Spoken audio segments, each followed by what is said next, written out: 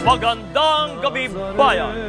Kasama natin po ngayon sa Quiapo, Maynila, ang may libo-libong deboto na nakikiluhok sa pagdiriwang ng Poong Mahal na Nazareno. Wala man ang traslasyon ngayong taon, nakiisa pa rin ang maraming deboto sa ginawang Walk of Faith kahapon at pati na rin po sa pagpupugay sa puon sa Quirino Grandstand ngayong araw na ito. Dito naman po sa Quiapo na sentro ng pagdiriwang, oras-oras pa rin ang misa at sa tala ng pamunuan ng Quiapo Church, kaninang alas 4 ng hapon, umabot na sa mahigit 400,000 ang mga deboto na nagsadya pa rito. Mahaba pa rin mo ang pila ng mga debotong gustong makapasok sa loob ng simbahan. Puno rin ang deboto ang magkabilang kalsada na bahagi naman ng Quezon Boulevard malapit sa simbahan.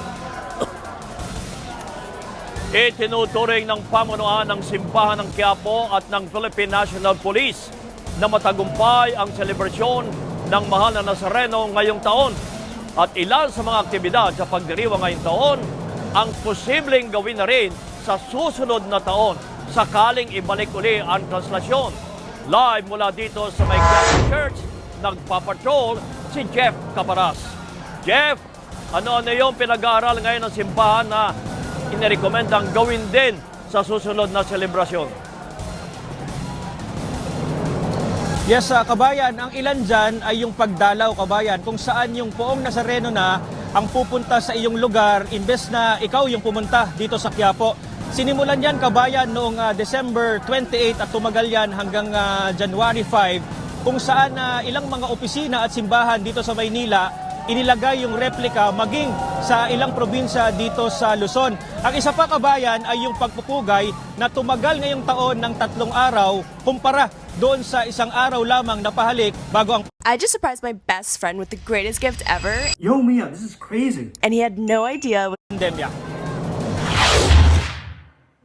Nuestro Padre Jesus Nazareno. Matagumpay.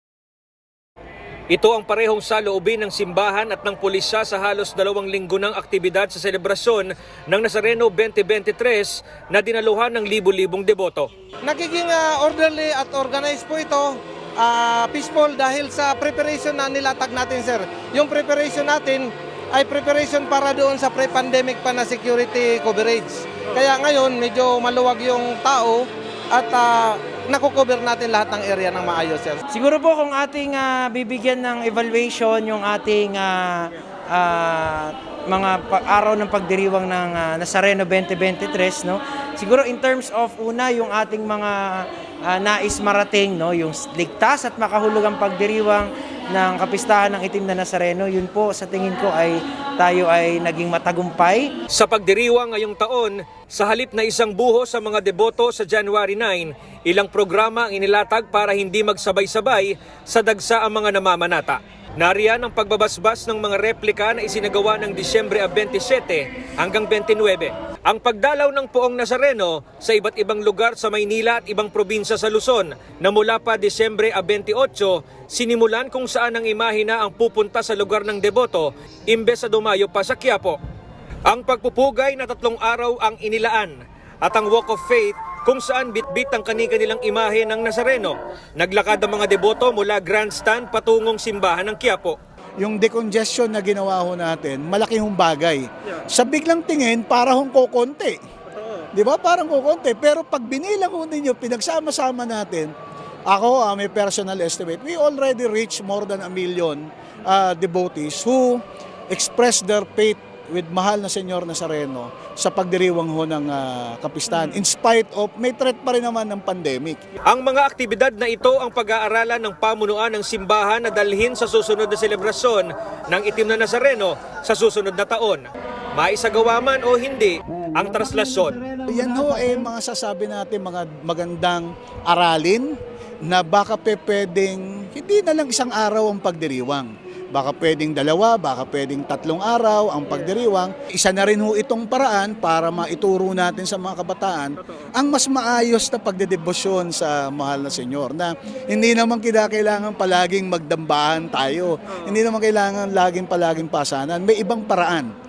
pangunahin magsimba. This I can say, no, makakabalik naman talaga ang traslasyon. Pero kung ano man ang matutunan natin from this celebration, idadalhin natin sa mga susunod na taon to innovate, no? Kumbaga siguro mas may semblance ng order. Ang mga deboto hati ang pananaw sa selebrasyon ngayong taon.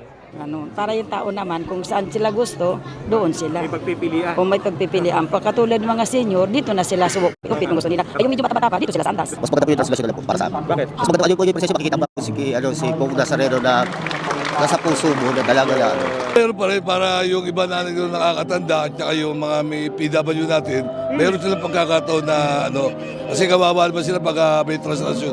Yung may posisyon, yung may andas. Opo, mas maganda talaga. Ano ba yung advantage nung merong walk of faith? Ay, para sa akin naman po yung yung safety ng sa mga tao. Lalo na senior. Lalo na senior. Lalo ito kasama ko. At unlike sa mga prosesyon, marami hong nadidisgrasya. Ang isa noon yung mag-stampede. Sa buong pagdiriwang, walang namonitor o naitalang banta sa seguridad ang MPD. Mula January 7 hanggang alas 2 ng January 9, 623 na deboto ang nilapatan ng medical assistance ng Philippine Red Cross. Ang karamihan nito ay mga minor wounds katulad ng abrasion, ganyan, lalong-lalo na sa mga paa nila dahil nga nakayapak sila. Meron din tayong in-assist na dizziness or pagkahilo and elevated blood pressure. Dagdag ng Red Cross, mas mababa ito sa datos bago ang pandemya. Batay naman sa report ng DOH, nasa higit 600 konsultasyon ang ginawa ng Metro Manila Center for Health Development mula Enero 6 hanggang Enero 9. Karamihan dito ay cardio-related consultations tulad ng hypertension, hypotension, chest pains at BP monitoring. May 4 na ospital pero nakalabas rin agad ang 3.